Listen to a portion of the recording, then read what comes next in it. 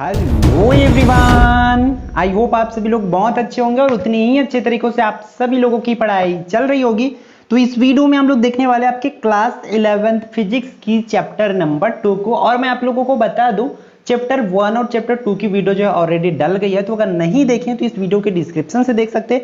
Otherwise आप लोग WhatsApp group जो है डिस्क्रिप्शन में वो ज्वाइन कर सकते हैं, वहां से हम आपको सभी लिंक को प्रोवाइड करा देंगे। ठीक है, तो आपके चैप्टर नंबर 3 पर क्या है भाई, सरल रेखा में गति। तो वीडियो को बहुत ध्यान से देखना, अंत तक देखना और सभी चीजों को समझने की पूरी कोशिश करना। ठीक है, इसमें हम जितने भी थ्योरी है उसको इस पार्ट में कवर करेंगे, देन नेक्स्ट में हम लोग आपके अवकलन समाकलन वाले पोर्शंस को जो है कवर करेंगे नेक्स्ट वीडियो पर। ठीक है, तो उससे पहले जितने भी आपका थ्योरी है उसको कवर कर लो, क्योंकि एक चीज आपको पता है, अगर आपको मार्किंग सिस्टम पता है तो आप लोगों के लिए मार्किंग सिस्टम मैं बता दूं, इस चैप्टर से जो है कंप्लीट इस यूनिट जो 10 मार्क्स आएगा, जिसमें से 2 मार्क्स वाली 1 क्वेश्चन, 3 मार्क्स वाली 1 क्वेश्चन और 5 मार्क्स वाली 1 क्वेश्चन।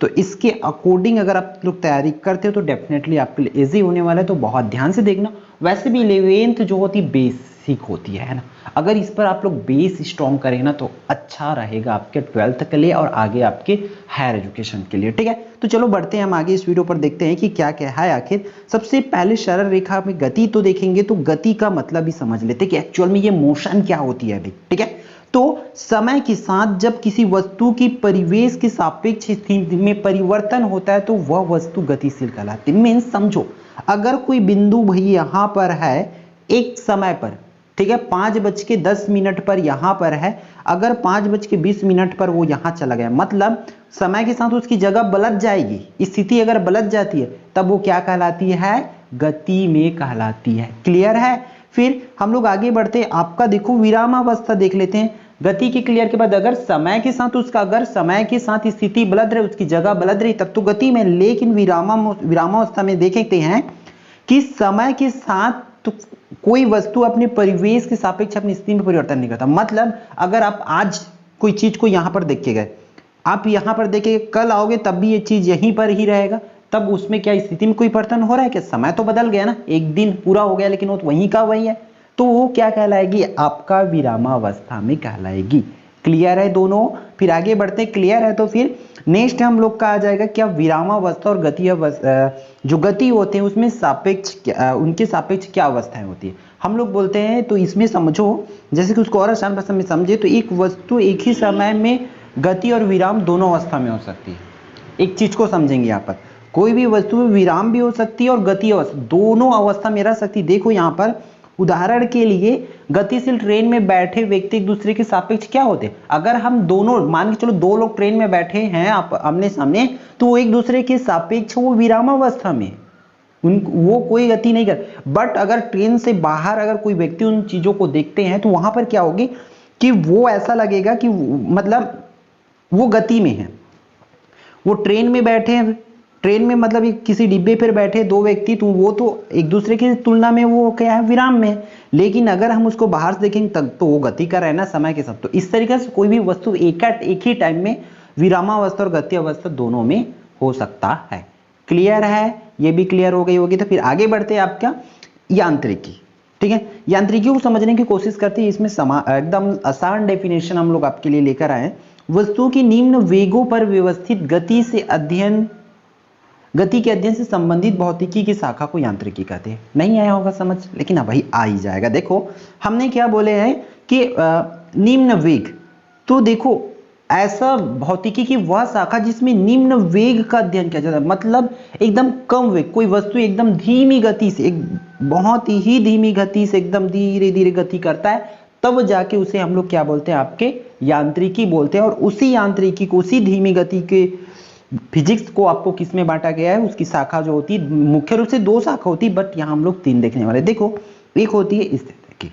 ठीक है, स्थितिकी क्या होती है, इस पर देखो धीमी गति होती है, बट यहाँ पर देखो विरामावस्था में बात हो रही है। तो एक चीज को यहाँ पर समझते चलना, हमने क्या देखे परिभाषा में, वस्तु जो है धीमी गति करेगा, जैसे कि हमारी बॉल जो है इस तरीके से धीमी गति में करता है, तो उसको रोकने के लिए हमें कोई ना कोई ताकत लगती है, तो वो धीमी गति से उसको फिर हम कोई बल लगाते, धीमी गति इस गति कर। अगर वो स्पीड बहुत ज्यादा उसका स्पीड रहेगा तब तो उसको हम लोग रोक ही नहीं सकते, है ना। बट वो धीमी गति में रहेगा तब जाके हम लोग उसको रोकने के लिए कुछ ना कुछ यहाँ से क्या लगाते हैं, फोर्स लगाते, बल लगाते, ताकत लगाते। ठीक है, तो वो क्या किस में आ जाती है, विरामावस्था में आ जाती है। तो इसको ही क्या बोला जाता है, स्थैतिकी कहा जाता है। मतलब किसी भी वस्तु को विरामावस्था में अगर हम लोग अध्ययन करते हैं तो वो क्या कहलाती है, स्थैतिकी कहलाती है। क्लियर। फिर शुद्ध गति विज्ञान की अगर बात करें, शुद्ध गतिकी की, तो इसमें क्या होती है, उनमें वस्तु केवल गति का अध्ययन किया जाता है, गति के कारणों का नहीं। वह भौतिकी की वह शाखा या यांत्रिकी की वह शाखा जिसमें हम लोग केवल गति का अध्ययन करें, मतलब कि कितनी गति कर रहा है कोई वस्तु, या एक टाइम में यहाँ पर यहाँ है तो वो यहाँ से यहाँ जाने में किस प्रकार से उसकी गति है, अगर उसके बारे में सिंपल से हम लोग अध्ययन करते हैं तब जाके वो क्या कहलाती है, शुद्ध गति की। बट यहाँ पर समझने वाली बात यहाँ पर है आपका, डायनेमिक्स में क्या होती है, गतिकी में क्या होती है कि वस्तु की गति का अध्ययन करते हैं और साथ ही साथ गति का कारण कि आखिर एक्चुअल में वो वस्तु गति क्यों कर रहा है। तो ये तीनों को अच्छे से समझ लेना है आपको। हमने यांत्रिकी देखें, यांत्रिकी मतलब भौतिकी की वह शाखा जिसमें निम्न गति मतलब एकदम धीमी गति करने वाले वस्तुओं का अध्ययन करते हैं, उसको ही हम लोग यांत्रिकी बोलते हैं। फिर यांत्रिकी को मुख्य रूप से इन तीनों भागों में बांटा गया है, जैसे कि स्थैतिकी में मतलब जिसमें कोई वस्तु अगर विरामावस्था में है तो उसके बारे में गति करते हैं। फिर गतिकी वो होती है जिसमें हम लोग जो गति का कारण तो भी तो पढ़ते हैं, साथ ही साथ मतलब गति का अध्ययन तो करते हैं, उसके साथ साथ कारण को भी देखते हैं कि आखिर ये वस्तु एक्चुअल में गति क्यों कर रहा है भाई, ये भी देखते हैं। क्लियर। फिर ये रहा, देखो आप लोगों के लिए स्टार्टिंग के कुछ चैप्टर थ्योरी है 11th में, तो आप लोगों को इस चीज को एडजस्ट करते चलना पड़ेगा और ये स्ट्रॉन्ग रख लिए ना तो समझो फिजिक्स आपके लिए आसान होने वाला है, क्योंकि आगे हम लोग डेरिवेशन वगैरह देखेंगे जो जिससे हम लोग बोर्ड पर पढ़ाएंगे। ठीक है, बोर्ड पर हम लोग जैसे मैथ्स को क्लास 10 में पढ़े सिमिलरली उसी वे पे पढ़ेंगे, बहुत अच्छे से मजेदार। बस आप लोग क्या करते चलिए, वीडियो को लाइक करते चलेंगे और साथ ही साथ अपने जितने भी स्कूल है फ्रेंड्स हैं, स्कूल में कॉलेज स्कूल हो गया, अपने रिश्तेदारों में सभी में शेयर करते चलेंगे ताकि सभी की तैयारी अच्छे से होती रहे और हमें भी हमारी मेहनत की फल जो है मिलती रहे। ठीक है, फिर आगे बढ़ते हैं गति के प्रकार। ठीक है, गति तो हमने देख चुके हैं कि अगर कोई वस्तु के में समय के साथ परिवर्तन हो रहा है तो वो आपकी गति कहला रही थी। ठीक है, तो अब यहां पर जो है हम देखेंगे क्या भाई कि जैसे कि गति के प्रकार हो रही, तो एक विमी गति, द्विविमी गति, त्रिविमी गति। तो इसकी परिभाषा को बहुत ध्यान से देखेंगे। ठीक है, एक विमी गति क्या होती है, जैसे कि एक विमी, पहले तो गति को छोड़ देते हैं हम, सिर्फ और सिर्फ इसकी मतलब समझते किसके, एक विमी किसको बोलते हैं। तो एक विमी किसको बोलेंगे, तो जैसे कि कोई वस्तु एक सीधा सा एक लाइन है, मतलब उसकी किसी भी प्रकार की कोई क्या नहीं है, लंबाई नहीं, सॉरी चौड़ाई नहीं है, सिंपल सा ऐसा कोई धागा हो सकता है, कोई रस्सी हो सकता है, तब जाके उसको क्या बोलेंगे, मतलब उसकी लंबाई की तुलना में भाई उसकी चौड़ाई जो है नहीं के बराबर होती है, चौड़ाई नहीं के बराबर होती, तब उसको हम लोग एक विमी बोलते हैं। ठीक है, अभी गति नहीं कर रहा हूं ना मैं, सिर्फ वर्ड का मतलब जो वर्ड है उसका मतलब समझा रहा हूं आपको।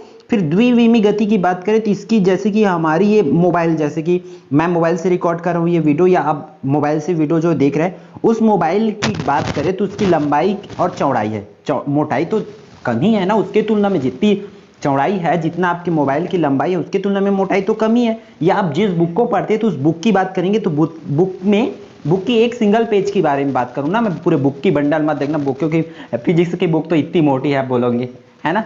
तो फिर मैं एक पेज की बात कर रहा हूँ। ठीक है, एक सिंगल पेज की तो मोटाई उसकी क्या होती है, लंबाई होती है, चौड़ाई होती है, लेकिन उसकी मोटाई तो उसके तुलना में नहीं के बराबर होती है ना। तो इस प्रकार के समतल को ही, या जो हमारी सड़क होती है, सड़क में थोड़ी सी लंबाई होती है, थोड़ी सी चौड़ाई होती है और मोटाई जो है उसके तुलना में नहीं के बराबर होती, इसको क्या बोलते हैं, द्विविमी बोलते हैं। फिर त्रिविमी के बारे में बात करें तो जिसमें क्या होती है, तीन चीज इस तरीके से, उसमें अगर लंबाई हो इस तरीके से, हमारा लंबाई चौड़ाई और ऊंचाई तीनों हो, लंबाई चौड़ाई ऊंचाई तीनों हो, तब उसको हम लोग त्रिविमी बोलते। इसमें सिर्फ लंबाई होता है, इसमें लंबाई और चौड़ाई होता है, और थर्ड में लंबाई चौड़ाई और ऊंचाई तीनों होता है। क्लियर, अगर ये समझ लिया तो समझो इसकी गति भी समझ आ गया। अब एक विमी गति मतलब इसमें सिर्फ अगर लंबाई में गति करती है कोई भी वस्तु तो उसको क्या बोलते हैं, एक विमी गति, मतलब सिर्फ और सिर्फ उसमें आपका एक ही निर्देशांक, मतलब कोई एक ही अक्ष जो है उस पर मेंशन रहेगा। ठीक है, तो जैसे कि उसमें उदाहरण में एक रेलगाड़ी, ठीक है, सिलाई मशीन की गति, किसी वस्तु की गति, इस तरीके से उसके उदाहरण हो जाएगा। मतलब सिंगल एक निर्देशांक पर गति करते हैं, इसलिए इसको 1D बोलते हैं, वन डायमेंशनल मोशन भी कहते हैं। क्लियर है। फिर नेक्स्ट की बात करें द्विविमी गति, तो जाहिर सी बात है द्विविमी पृष्ठ पर क्या होती है, आपका दो होती है, एक तो लंबाई और एक चौड़ाई होती है, तो उसके अकॉर्डिंग इस पर गति करते हैं। ठीक है, कैसे होगी, इसमें दो ठो आपका मेंशन रहेगा। अब देखो कोई भी वस्तु गति करेगा तो दो वे पे जा सकते हैं, या तो वो इस साइड गति कर सकते हैं और इस साइड कर सकते हैं, उनके पास ये ऑप्शन है।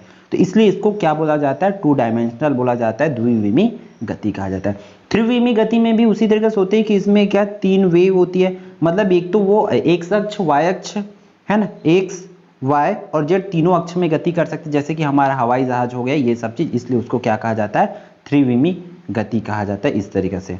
ठीक है, आकाश में उड़ते पक्षी या हवाई जहाज, इसके उदाहरण द्विविमी के उदाहरण हमने देखे हैं कि नहीं, देखो जैसे कि कैरम बोर्ड पर गति करते हैं, यहाँ से यहाँ ऐसे चला जाता है, मतलब ये द्विविमी गति है ना।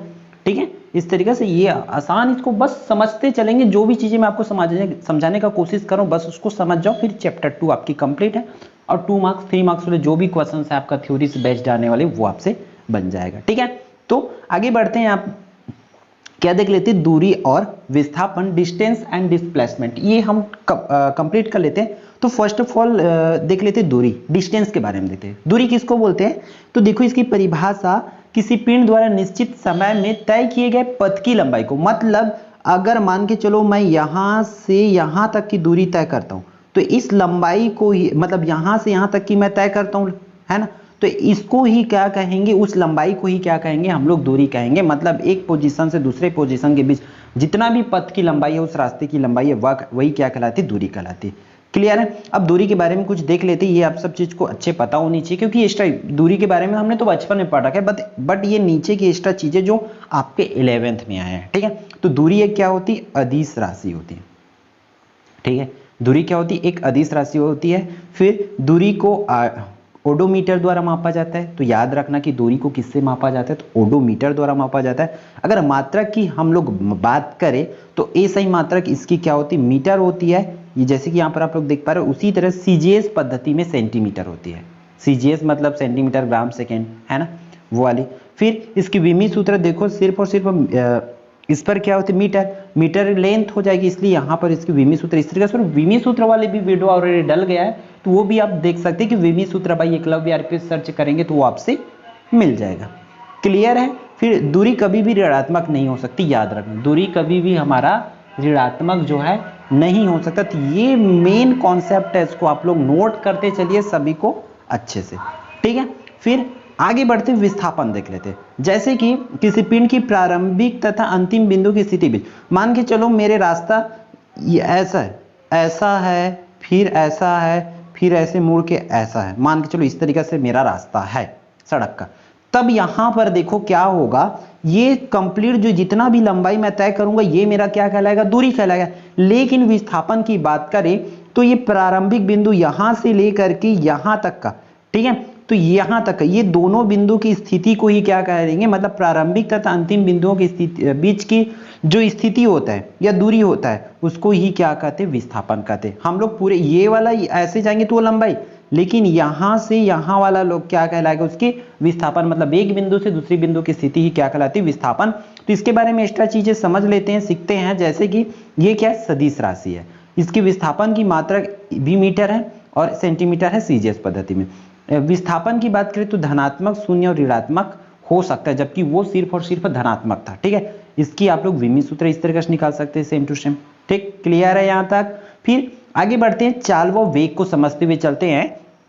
चाल क्या होती है, इकाई समय में तय की गई दूरी को, अगर किसी मतलब एक निश्चित समय, जैसे कि हमारे बाइक चलाते हैं तो बाइक में लिखा रहता है ना 90, 80 ऐसा लिखा रहता है ना, 70, 120 वो स्पीड लिखा रहता है। तो स्पीडोमीटर आपको क्या दिखाती है, वहां पर वो चाल दिखाती है कि आप जो है क्या कितनी चाल से, मतलब आप 60 किलोमीटर, अब 60 पर आपकी बाइक की जो काटा है वो है, इसका मतलब ये है कि आपकी जो गाड़ी है 60 किलोमीटर प्रति घंटा के हिसाब से चल रहा है, तो उसी को क्या कहा जाता है, चाल कहा जाता है। तो अब से आप लोग जब भी बात करेंगे कितना से चला रहे थे, कितना था स्पीड मतलब चाल होती है। तो चाल मतलब वहां पर ये दर्शाता है कि अगर 90 पे चला रहे हो मतलब 1 घंटे में आप 90 किलोमीटर चल सकते हो। तो उसी को तो इकाई समय में, मतलब एक निश्चित समय में तय की गई दूरी को ही उसका क्या कहते हैं, चाल कहते हैं। और चाल की परिभाषा इस तरीके से होती है, दूरी बटा समय। फिर इसकी मात्रक की बात करें तो मात्रक भी याद रखते चलेंगे, मीटर प्रति सेकंड। तो इस तरीके से इसकी सदिश हो विमा हो जाएगी, विमी सूत्र हो जाएगी। और विमा क्या होती है, चाल क्या होती है, एक अदिश राशि होती है। इस तरीके से आपको करते चलना है। क्लियर है। फिर आगे बढ़ते चाल के प्रकार। अब एक समान चाल और असमान चाल और औसत चाल, इन तीनों को समझते हुए चलते हैं। एक समान चाल की बात हो रही है तो जब कोई गतिमान पिंड समान दूरी तय करता है तो उसकी चाल एक समान चाल कहलाती है। मतलब अगर कोई जब गतिमान पिंड है, ठीक है, एक निश्चित समय में निश्चित दूरी तय करेगा तब उसको चाल को क्या बोलेंगे, समान चाल। लेकिन निश्चित समय में वो समान चाल तय नहीं कर पाता है तो उसको क्या कहेंगे हम लोग, असमान चाल कहते हैं। अगर फिक्स टाइम में अगर वो चल रहा है मतलब उसकी स्पीड सेम रहेगा तब जाके वो हो जाएगी। क्लियर। फिर उसकी बात कर लेते हैं हम लोग औसत चाल का। तो औसत चाल के बारे में देखते हैं। तो यहाँ पर क्या लिखा हुआ है कि वस्तु द्वारा तय की गई कुल दूरी और उसमें लगे कुल समय के अनुपात को, औसत चाल की बात हो रही है ना, तो कुल दूरी और कुल समय के जो अनुपात होता है उसको ही हम लोग क्या कहते हैं, औसत चाल कहते हैं। ठीक। फिर आगे बढ़ते हैं यहाँ पर ताक्षणिक चाल। ठीक है। तो ये कंप्लीट आपके सिलेबस का कोडिंग है सब चीज, तो आप लोग बहुत ध्यान से करना और इन चीजों को नोट करते चलना, स्क्रीनशॉट ले लीजिए ताकि आपकी जो तैयारी है वो बहुत अच्छे से हो पाए। ठीक है। तो ताक्षणिक चाल की बात करें तो समय की विशेष क्षण पर कण की चाल, मतलब एक छोटी सी समय पर, मतलब एक क्षणिक इंस्टेंट बोल सकते, एकदम छोटी सी समय पर किसी भी कण की जो चाल रहेगा उसको ही क्या बोलते हैं, ताक्षणिक चाल कहते हैं। ठीक है। जैसे कि वाहनों के स्पीडोमीटर ताक्षणिक चाल मापते हैं, मतलब एक छोटे से भी छोटे गति को हमारे बताते हैं, तो इस तरीका से वो क्या हो जाती है, ताक्षणिक चाल होती है।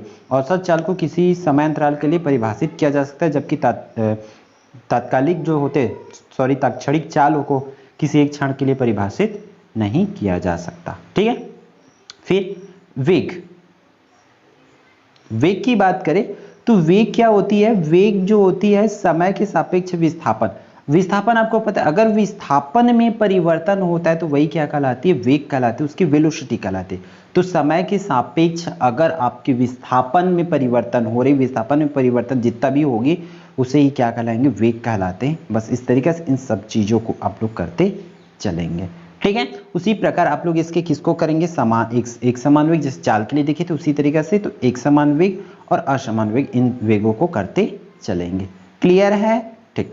फिर आपका फाइनली जो है औसत वेग, जैसे औसत चाल देखिए तो औसत वेग, इन सब चीज को फाइनली करते चलेंगे ताकि आपकी जो तैयारी बहुत अच्छे से हो पाए। ये औसत वेग में क्या होती है, जब इस तरीके से कुल विस्थापन और कुल समय, चाल वाला में आपको पता था औसत दूरी और औसत समय लिए थे, सिमिलरली ये भी हो जाएगा। ठीक है। तो ये रहा आपका इस चैप्टर से पार्ट 1 जो है कंप्लीट होता है हमारा यहीं से। ठीक है। तो आई होप आप लोगों को समझ आया होगा, और एक बार और अच्छे से इसको नोट कर लेना, नोट करने के बाद जो है एक बार प्रैक्टिस कर लेना, जिससे आपका ये कंफर्म हो जाएगा। ठीक है।